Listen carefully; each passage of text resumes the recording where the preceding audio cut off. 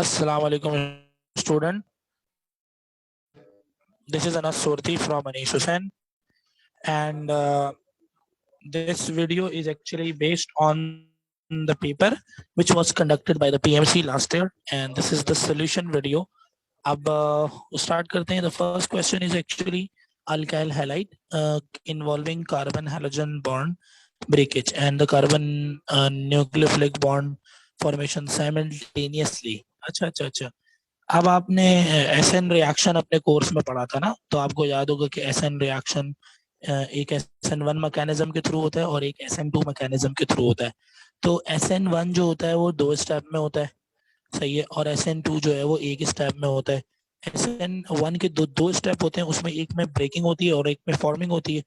SN2 के जो एक स्टेप होता है इसमें ब्रेकिंग और फॉर्मिंग एक साथ होती है. तो उसने यही बोला है कि कार्बन और हैलोजन का बॉन्ड ब्रेकिंग और कार्बन और न्यूक्लियोफाइल की बॉन्ड मेकिंग साइमल्टेनियसली हो रही है. तो ये जो साइमल्टेनियसली हो रही होती है ना, इसमें ये SN2 मैकेनिज्म हो जाएगा. SN1 में यही काम होता है बट 2 स्टेप में होता है. ठीक है, तो ये आप ध्यान में रखिएगा. अच्छा, नेक्स्ट क्वेश्चन है secondary alkyl halide is actually. तो गाइस सेकेंडरी अल्काइल हैलाइड जो होता है वो देखिए, अल्काइल हैलाइड में जो प्राइमरी सेकेंडरी की जो डेफिनेशन होती है वो हम विद रिस्पेक्ट टू हाइड्रोजन भी बता सकते हैं और विद रिस्पेक्ट टू कार्बन भी बता सकते हैं. हम ये डेफिनेशन बताते हैं बच्चों. हम ये कहते हैं कि देखिए, वो कार्बन जो कि डायरेक्टली हैलोजन से अटैच है उस कार्बन को कहते हैं अल्फा कार्बन. अल्फा कार्बन, अगर अल्फा कार्बन के साथ बेटा एक हाइड्रोजन हो तो उसको कहते हैं सेकेंडरी. और अगर अल्फा कार्बन के साथ 2 हाइड्रोजन हो या 3 हाइड्रोजन है उसको कहते हैं प्राइमरी. और अल्फा कार्बन के साथ अगर कोई भी हाइड्रोजन ना हो, जैसे कि ये वाला स्टेप हो जाए, ये वाला आपके पास केस आ जाए, तो बेटा in this case there isn't any hydrogen, so that's gonna be called as tertiary. So उसने जो सेकेंडरी का पूछा है ना, तो उसमें ये सी ऑप्शन हो जाएगा.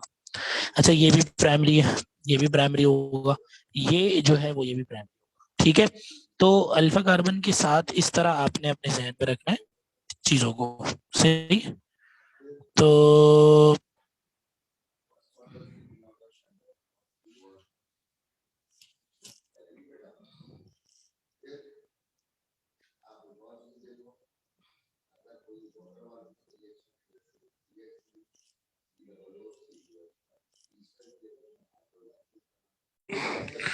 अच्छा, now come to this third question, alkyl halide on reaction with alcohol. Alkyl halide का अल्कोहल के साथ अगर हम रिएक्शन करा दें तो देखें ये है आपके पास अल्काइल हैलाइड RX और ये आपके पास ही प्यारे बच्चों अल्कोहल. ठीक है, तो अल्कोहल में स्ट्रॉन्ग न्यूक्लियोफाइल होता है RO माइनस, सही है, और अल्काइल हैलाइड में वीकर न्यूक्लियोफाइल होता है RX. तो होगा क्या, ये जो स्ट्रॉन्गर न्यूक्लियोफाइल है ना RO माइनस वाला, वो जाके अल्काइल हैलाइड पे अटैक करेगा और अटैक करने के बाद उसको हटा देगा, यानी X को, हैलोजन को, तो बन जाएगा ROR. तो हमारे पास आंसर क्या हो जाएगा प्यारे बच्चों, हमारे पास आंसर ये ROH हो जाएगा. अच्छा भाई, तो ये एक सवाल हो गया. अब क्वेश्चन नंबर 4 पे आते हैं प्यारे बच्चों. IUPAC names of CH6H5OCH32. अच्छा देखिए, इसके अब ये एक स्ट्रक्चर है, ये इन्होंने क्लोज फॉर्म दी हुई है ना, कंडेंस फार्मूला दिया हुआ है. अब है ना, इसके बारे में हम अंदाजा लगा सकते हैं. जब इस तरह देखो, अगर कोई ओपन स्ट्रक्चर होता है ना तो उसका यूपीसी नेम रखना बहुत आसान होता है, लेकिन इस क्लोज फॉर्मेट में बहुत सारी कंफ्यूजन होती है. तो एक क्लू अगर हमें मिलेगा ना तो वो हमें ऑप्शन से मिलेगा. अगर आप ऑप्शन देखें तो ऑप्शन में जो है वो हमें हेक्सानोन का एक ऑप्शन दिया हुआ है, एक ऑप्शन दिया हुआ है हेक्सेन का. अच्छा, हेक्सेन तो अल्केन होता है, अल्केन में तो ऑक्सीजन होती नहीं है, तो मतलब इस स्ट्रक्चर में ऑक्सीजन है, यानी ये वाला वो तो हो नहीं सकता ना. लेकिन जो है वो 2 मिथाइल 3 हेक्सानोन है ना, अब यानी ऑक्सीजन आ गई ओन. ओन बेसिकली कीटोन को कहते हैं, यानी ये पॉसिबली कीटोन हो सकता है. Now look into some other options too. अच्छा, अब जो इसके अगले ऑप्शन है क्वेश्चन 3 में, वो है 3 मिसाइल साइक्लोहेक्सानोन, यानी 3 ऑप्शन भी हेक्सानोन है, यानी ऑक्सीजन हो सकता है. और 4th ऑप्शन भी हेक्सानोन है, यानी ऑप्शन हो सकता है.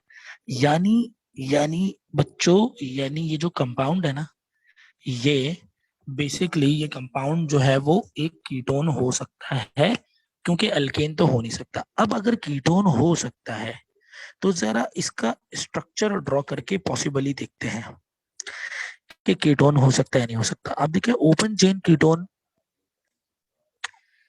हो सकता है। अगर ओपन चेन कीटोन होता ना तो बेटा 6 कार्बन के साथ हाइड्रोजन 12 होते हैं, या एटलीस्ट उसके आसपास होते हैं। असल में ओपन चेन कीटोन का फॉर्मूला होता है CnH2nO। तो बेटा हाइड्रोजन बहुत ज्यादा होते हैं। तो इसका मतलब ये है कि ओपन चेन कीटोन भी नहीं है ये कोई कीटोन है लेकिन क्लोज चेन कीटोन है। तो अब आओ जरा क्लोज चेन कीटोन बनाते हैं। ये कीटोन हो गया, क्लोज चेन बना दो और 6 कार्बन अटैच कर दो।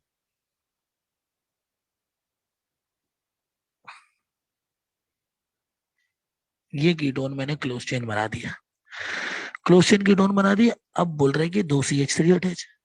तो 2 CH3 चलो मान लेते हैं, एक CH3 यहाँ पे लगाया, एक CH3 यहाँ पे लगा दिया, 2 CH3 हो गए। अच्छा ये हाइड्रोजन की क्वांटिटी जो है ना बेटा, यहाँ पे ये मिसप्रिंट हुई हुई जरा। 2 हाइड्रोजन और 2 हाइड्रोजन, टोटल 4 हाइड्रोजन। फिर ये टोटल 4 और 2 कितने हाइड्रोजन, 6 हाइड्रोजन, 7 हाइड्रोजन और 8 हाइड्रोजन। सही है। 4 8 हाइड्रोजन, ये इट शुड बी 8। ये 8 हाइड्रोजन इसको होना चाहिए था। ठीक है। अच्छा अब आ जाते हैं जरा हमारे पास, हम आ, ये मैंने स्ट्रक्चर बना दी। अब इस स्ट्रक्चर का नाम पॉसिबली हो सकता है 1 2 3 4 5 6 7। 2,3 डायमीथाइल, डायमीथाइल साइक्लोहेक्सानोन हो सकता है। देखें ऐसा कोई ऑप्शन है? 3 methyl cyclohexanone, 4 methyl 3 hexanone, 4 methyl 3 hexanone, 2,6 dimethyl cyclohexanone. इन्होंने यहाँ पे भी मिसप्रिंटिंग कर दी है, यहाँ पर भी मिसप्रिंटिंग कर दी है। 2,6 डायमीथाइल साइक्लोहेक्सानोन होना चाहिए था, इसको साइक्लोहेक्सानोन होना चाहिए था। I can show you the actual PMC test जहाँ पे ये करेक्टेड मौजूद होगा। वेट। हाँ तो मैं आपसे कह रहा था ना कि ये भी मिसप्रिंटिंग हो गई है एक्चुअली इन लोगों से। ये होना चाहिए था 2,6 dimethyl cyclohexanone. So I have just downloaded PMC examination paper 2020 right now and I have just seen this। आप भी देख सकते हैं, मेरे पास उसकी डाउनलोडेड वर्जन है। मुझे ये अपनी स्लाइड हटानी पड़ेगी। तो उसमें उन्होंने ये ऑप्शन जो दिया हुआ है ना, इनिशियली आई वाज थिंकिंग कि 2,6 डायमिथाइल साइक्लोहेक्सेन होगा, लेकिन इन्होंने ये भी 2,6 डायमिथाइल साइक्लोहेक्सेनोन दिया हुआ है। तो इसका मतलब अब तो हमारे लिए ज्यादा सोचने की बात ही नहीं है। ये भी जब साइक्लोहेक्सेनोन है तो हमें पता है कि ये साइक्लिक कीटोन है। और मैं आपको एक बात बता दूं, ये फेडरल बोर्ड के अंदर दिया हुआ है। ये 2,6 डायमिथाइल साइक्लोहेक्सेनोन कंसिडर किया जाएगा प्यारे बच्चों। तो 2,6 डायमिथाइल साइक्लोहेक्सेनोन हो जाएगा। तो फिर ये हमारे पास स्ट्रक्चर हो जाएगा इसी तरह का। ये देख लें स्ट्रक्चर कुछ इस तरह हो जाएगा। ये यहाँ पे CH3, यहाँ पे CH3 और ये डबल बॉन्डेड हो। 1 2 3 4 5 6, 2,6 डायमिथाइल साइक्लोहेक्सानोन। ये हमारे पास पूरा अप्रोप्रिएट स्ट्रक्चर है इसका। तो मतलब इनिशियली एक्सप्लेनेशन मैंने क्या दी थी इस ऑप्शन को देखकर, मैंने बोला यार 3 ऑप्शन बिल्कुल रिलेटेड है, चौथा ऑप्शन अल्केन का है। उसमें अल्केन वाला क्यों नहीं हो सकता वो भी मैंने आपको बता दिया था कि भाई अल्केन में ऑक्सीजन नहीं होता, लेकिन एक्चुअल सेंस ये भी सही ऑप्शन है इस तरह का। तो इसका मतलब अब तो चारों ऑप्शन कीटोन के दिए में, तो यानी पक्का पक्का कंपाउंड कीटोन। अच्छा अब आपके पास आ जाते हैं हम लोग जरा।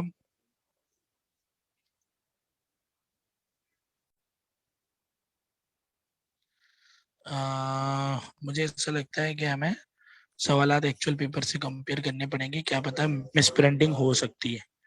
चलो जरा अब अगले सवाल पे आ जाते हैं जरा।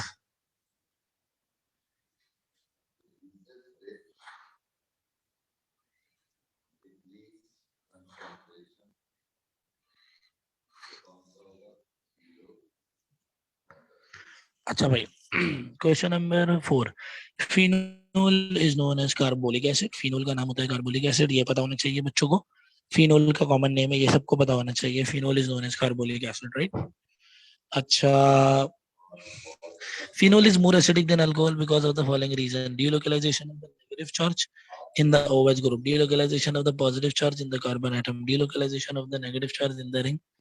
असल में फिनोल होता है ना, वो ज्यादा एसिडिक क्यों होता है? Because of the following reason: delocalization of the negative charge in the OH group, delocalization of the positive charge on carbon atom ring, delocalization of the negative charge in the ring. Corrected option C है. देखो ये phenol होता है ना, phenol, इसके पास 3 bond होते हैं internally और एक ओवच ऊपर अटैच होता है. सही है. अब अगली बात सुनना और से. होता ही है कि प्यारे बच्चों, फिनोल के पास इस वक्त जो पाई इलेक्ट्रॉनिक क्लाउड रेजोनेंस कर रहे हैं वो कितने हैं? सिर्फ 3 है. अच्छा देखो, किसी भी स्ट्रक्चर की जो स्टेबिलिटी होती है ना, वो उसके पाई इलेक्ट्रॉनिक क्लाउड जो कि रेजोनेंस कर रहे होते हैं उसके ऊपर डिपेंड करती है. अब देखिए, फिनोल के पास इस वक्त 3 पाई इलेक्ट्रॉनिक क्लाउड है और ये तीनों रेजोनेट करें और ये इस स्ट्रक्चर को स्टेबल बना रहे. मान लो कि फिनोल अपना क्या रिलीज करता है? H प्लस आइन. अगर कोई भी सब्सटेंस अपना H प्लस रिलीज करता है ना, वो उसकी क्या कहलाती है? एसिडिटी. फिनोल ने अपना H प्लस आइन रिलीज कर दिया, ये बन गया O माइनस और ये H रिलीज हो गया. प्यारे बच्चों गौर से देखो, जब फिनोल अपना H प्लस आइन रिलीज कर देगा ना, तो देखो ये फॉर्म बन जाएगी फिनोल की. इस फॉर्म को अगर आप गौर से देखो तो आपको 3 पाई इलेक्ट्रॉनिक क्लाउड रिंग में नजर आ रहा है और 1 पाई इलेक्ट्रॉनिक क्लाउड ऊपर नजर आ रहा है. अच्छा, पहले स्टेबिलिटी प्रोवाइड करने वाले पाई इलेक्ट्रॉनिक क्लाउड कितने थे? 3 थे. अब ये वाला एक और पाई इलेक्ट्रॉनिक क्लाउड आ गया जो कि अब इनके साथ मिलकर ओवरऑल रेजोनेंस करेगा. मैं यूं समझाता हूँ बच्चों को, देखो फिनोल अपना एच रिलीज करने से पहले उसके सर पर साया था, लेकिन कितने पाई इलेक्ट्रॉनिक का साया था? 3 का. वो ऑल्दो के उसको स्टेबल बना रहे थे, लेकिन जब उसने अपना एच रिलीज कर दिया और अपनी एसिडिटी शो कर दी, तो अब वो बन गया फिनॉक्साइड आयन. फिनॉक्साइड आयन के सर पर साया 3 लोगों का नहीं है, बल्कि एक और नेगेटिव चार्ज का 4 लोगों का साया है. तो इसके सर पर अब 4 लोगों का साया, मतलब ये मजीद ये कंपाउंड क्या हो गया? स्टेबल हो गया. तो फिनोल क्या करता है? फिनोल अपनी लेस स्टेबल स्टेट से अपना एच प्रोटोन को रिलीज करके एक ऐसी स्टेट में आता है जिसमें जहां पे उसकी स्टेबिलिटी ज्यादा हो. तो वो पूछ रहे हैं why phenol is acidic in nature. Because phenol acidic in nature क्यों होता है? फिनोल अपना एच प्रोटोन क्यों रिलीज करता है रूम टेम्परेचर पे बैठे बैठे? क्योंकि वो एक मजीद स्टेबल हालत में आना चाहता है. मजीद स्टेबल हालत किस रिस्पेक्ट से? रेजोनेंस की रिस्पेक्ट से. रेजोनेंस बढ़ जाती है. पहले सिर्फ कितने पाई इलेक्ट्रॉनिक गुलाब घूमते थे? 3. अब कितने पाई इलेक्ट्रॉनिक गुलाब घूमते हैं? 3 और एक, ये कितने हो गए? 4. तो ग्रेटर रेजोनेंस की वजह से delocalisation of the negative charge on the ring. अभी क्या होगा? ये नेगेटिव चार्ज है ना, पूरे स्ट्रक्चर में डीलोकलाइज होगा. तो पूरे स्ट्रक्चर में डीलोकलाइज होने की वजह से ये पूरा कंपाउंड क्या हो गया? एक तरह से मजीद स्टेबल हो गया. सही है. बात समझ में आ गई सबको कि फिनोल एसिडिटी क्यों शो करता है? फिनोल मजीद स्टेबल हालत में आना चाहता है. 3 लोगों का साया था पहले, अब 4 लोगों के सर के साया, सर पर साया हो गया. अच्छा, उसके बाद क्या है भाई? The common name of the aldehyde is. Aldehyde का कॉमन नेम, यार अल्डिहाइड के कॉमन नेम बच्चों आपको पता होने चाहिए. अल्डिहाइड के कॉमन नेम होते हैं, देखिए ये फंक्शनल ग्रुप होता है, इसके बराबर में अल्फा कार्बन, उसके बराबर में बीटा कार्बन होता है. अब देखिए, अल्फा पर मिथाइल है और बीटा पर क्लोरो है, तो हम बोलेंगे beta chloro alpha methyl. Total कितने कार्बन है? 3. 3 कार्बन वाला कहलाता है propionaldehyde. Propionaldehyde. Alpha methyl, beta chloro gamma methyl, beta chloro, beta chloro alpha methyl propionaldehyde, beta chloro alpha methyl propionaldehyde. ये हो जाएगा. ठीक है बेटा, ये बीटा पर क्लोरो है, अल्फा पर methyl. Which of the following is a reagent is used to separate and purify carbonyl from non-carbonyl? देखो कार्बोनाइल को नॉन कार्बोनाइल से डिस्टिंग्विश करने के 2 रिएजेंट होते हैं.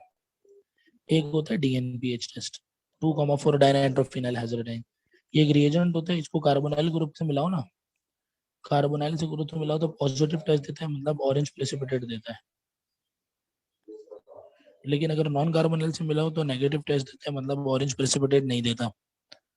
तो ये जो रिएजेंट होता है ये भी एक तरह से अल्डिहाइड और कीटोन को डिटेक्ट करता है. नॉन कार्बोनाइल से मिला है तो नेगेटिव टेस्ट देगा, मतलब कोई ऑरेंज प्रेसिपिटेट नहीं देगा. अच्छा ये डीएनपीएच तो सबको पता होता है। अब एक नया रिएजेंट है हमारे पास पंजाब बोर्ड के अकॉर्डिंग, जो कार्बोनिल और नॉन कार्बोनिल को डिस्टिंग्विश करता है, वो है सोडियम बाइसल्फाइड NaHSO3। प्यारे बच्चों ये भी क्या करता है, कार्बोनाइल के जैसे मिलता है ना, कार्बोनाइल वालों के साथ जैसे मिलता है उनको क्या देता है, पॉजिटिव टेस्ट। और पॉजिटिव टेस्ट देने का मतलब पता है क्या है, व्हाइट प्रेसिपिटेट प्रोड्यूस होते हैं जब NaHSO3 को मिलाते हैं। और सिमिलरली यही रिएजेंट अगर नॉन कार्बोनाइल से मिलेगा, तो नॉन कार्बोनाइल जो है वो क्या करते हैं, नॉन कार्बोनाइल,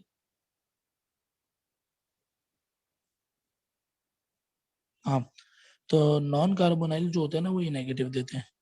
और नेगेटिव देने का मतलब व्हाइट प्रेसिपिटेट नहीं आते। तो carbonyl compound only give NaHSO3 के साथ पॉजिटिव टेस्ट, और पॉजिटिव टेस्ट का मतलब वो व्हाइट प्रेसिपिटेट देंगे, नॉन कार्बोनाइल नहीं देंगे। तो तुम्हारे पास दो रिएजेंट हो गए। कोई तुमसे पूछ ले how you gonna distinguish carbonyl and non carbonyl compound, so you have two reagent, the first reagent is DNPH and the second reagent is NaHSO3। अच्छा अब आ जाओ क्वेश्चन नंबर, उसके बाद क्या दिया हुआ है, secondary alcohol is the product of reduction of which carbonyl compound. Secondary alcohol कौन से कार्बोनाइल कंपाउंड की रिडक्शन से बनता है। देखो भाई प्राइमरी अल्कोहल जो होता है ना, वो बनता है अल्डिहाइड की ऑक्सीडेशन रिडक्शन से। सेकेंडरी अल्कोहल कीटोन के रिडक्शन से बनता है। देखो तुम्हारे पास कीटोन है, तुमने हाइड्रोजन से रिएक्ट करवाया, तो देखो ना ये क्या होगा, डबल बॉन्ड ब्रेक होगा और हाइड्रोजन धक्के लग जाएगी, तो हाइड्रोजन लगेगी तो RCOH H। देखो जिस जगह डबल बॉन्ड था ना वहीं पे जाके हाइड्रोजन लगती है। तो ये रिडक्शन होगी कीटोन की रिडक्शन से। ये तो फिंगर टिप पे होना चाहिए, अल्डिहाइड की रिडक्शन से प्राइमरी अल्कोहल बनता है, कीटोन की रिडक्शन से सेकेंडरी अल्कोहल बनता है, कार्बोक्सिलिक और एस्टर की रिडक्शन से प्राइमरी अल्कोहल बनता है। सही है। जिंक की रिडक्शन और फिनोल की रिडक्शन से जो है वो बेंजीन बनता है। अल्कीन की रिडक्शन से अल्केन बनता है। अल्काइन की रिडक्शन से निकल पैलेडिनम पैलेडियम मेटल के प्रेजेंस में अल्केन बनता है। लिंडलर कैटलिस्ट के प्रेजेंस में सिस अल्कीन बनता है। Sodium mix with liquid ammonia के प्रेजेंस में ट्रांस अल्कीन बनता है। तो पूरे कोर्स की रिडक्शन मैंने आपको बता दी। ये तो बच्चों को याद होना चाहिए कि प्राइमरी जब कभी भी रिडक्शन होती है डबल बॉन्ड टूटता है, चाहे वो कार्बन कार्बन डबल बॉन्ड हो, चाहे वो कार्बन ऑक्सीजन डबल बॉन्ड हो। ठीक है बच्चों। अच्छा क्वेश्चन नंबर, पता नहीं कहाँ चले गए हम लोग। हम्म, हाँ हाँ, तो ये देखो ना किसकी रिडक्शन से, तो बेटा कीटोन की रिडक्शन से बनेगा ना, ये एल्डिहाइड है इसकी प्राइमरी अल्कोहल बन जाएगा, ये एल्डिहाइड है primary alcohol, aldehyde ketone, ketone की रिडक्शन से बनेगा। Which of the following is the strongest acid. यार स्ट्रॉन्गेस्ट एसिड इसमें से कौन है, propanoic acid, trichloroacetic acid, nitroacetic acid, fluoroethanoic acid, इन सब में स्ट्रॉन्गेस्ट एसिड कौन है। अच्छा बच्चों तो ये जो सवाल है, विच of the following is the strongest acid ना, यार देखो भाई स्ट्रॉन्गेस्ट एसिड की कहानी जरा सुन लो भाई। कार्बोक्सिलिक एसिड एसिड होता है, कार्बोक्सिलिक एसिड एसिड होता है, और वो अपना H प्रोटॉन रिलीज करता है, राइट। वो अपना H प्रोटॉन रिलीज करता है, कार्बोक्सिलिक एसिड होता है, वो अपना H प्रोटॉन रिलीज करता है। अब देखिए अगर मेरे पास प्योर कार्बोक्सिलिक एसिड है CH3 C double bonded OOH, ठीक है, ये एसिडिक इन नेचर है। अब एक प्रिंसिपल अपने जहन में रखिए, अपने प्रिंसिपल एक जहन में रखिए, जब किसी कार्बोक्सिलिक एसिड में कोई इलेक्ट्रॉन विथ ड्रॉइंग ग्रुप जाके अटैच हो जाए, इलेक्ट्रॉन विथ ड्रॉइंग ग्रुप का मतलब सिंपल मैं अगर आपको बताऊं, कार्बोक्सिलिक एसिड के इस कार्बन के साथ अगर कोई ऐसा एटम या ग्रुप ऑफ एटम जाके अटैच हो जाए जिसकी इलेक्ट्रोनेगेटिविटी इस कार्बन से ज्यादा हो। अब देखिए कार्बन से इलेक्ट्रोनेगेटिविटी जिन लोगों की ज्यादा होती है वो पता है कौन होते हैं, वो होते हैं क्लोरीन होते हैं, फ्लोरीन होते हैं, सही है, वो नाइट्रोजन होता है, सही है, वो ऑक्सीजन होता है। ये लोग वो होते हैं जो कि जिनकी इलेक्ट्रोनेगेटिविटी कार्बन से ज्यादा होती है। तो इस तरह के ग्रुप को हम इलेक्ट्रॉन विद ड्रॉइंग ग्रुप कहते हैं, विद ड्रॉइंग ग्रुप कहते हैं।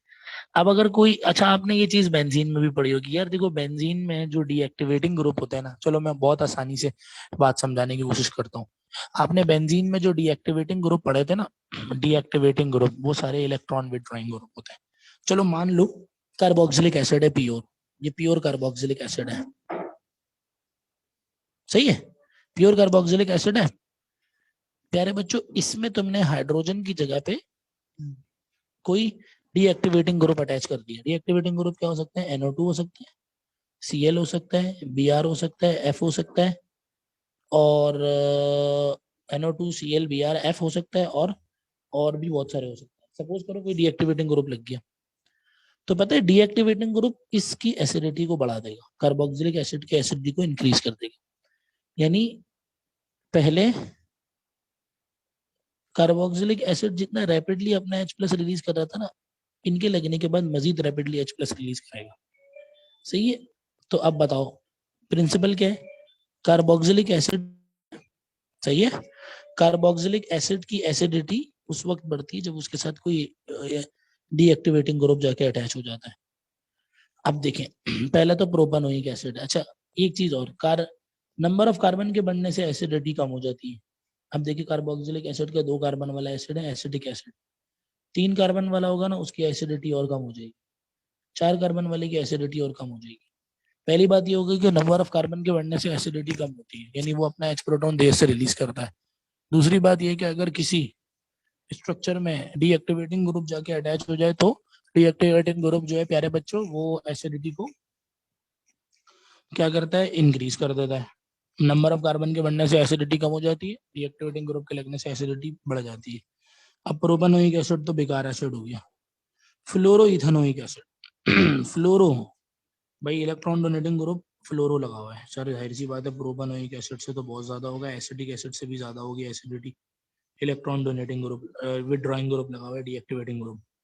नाइट्रो एथेनोइक एसिड, नाइट्रो भी भी इलेक्ट्रॉन वो ग्रुप है, क्या बोलते हैं, डीएक्टिवेटिंग ग्रुप है सर, ये भी एसिडिटी को इंक्रीज कर देगा। ट्राइक्लोरो, ओ माय गॉड, यानी पता है ट्राइक्लोरो में क्या होगा?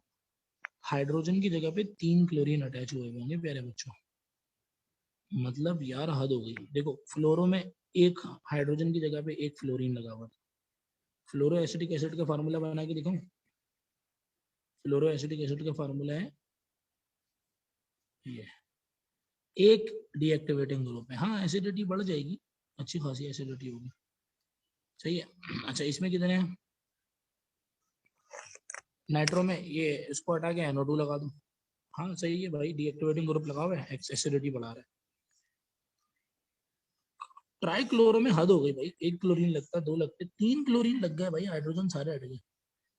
3 क्लोरीन, तीनों इलेक्ट्रॉन विदड्रॉइंग है, तीनों डीएक्टिवेटिंग है, खींच रहे होंगे यहाँ से इलेक्ट्रॉन ऑक्सीजन से, ऑक्सीजन से खींचा, ऑक्सीजन फौरन अपना H रिलीज करेगा। तो ट्राइक्लोरो इस वक्त सबसे स्ट्रॉन्गेस्ट एसिड है।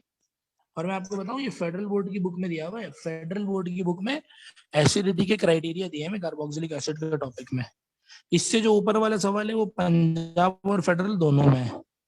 इससे ऊपर वाला सवाल जो है वो बिल्कुल प्योर फेडरल बोर्ड की एग्जाम्पल है, और इससे ऊपर वाला सवाल जो है वो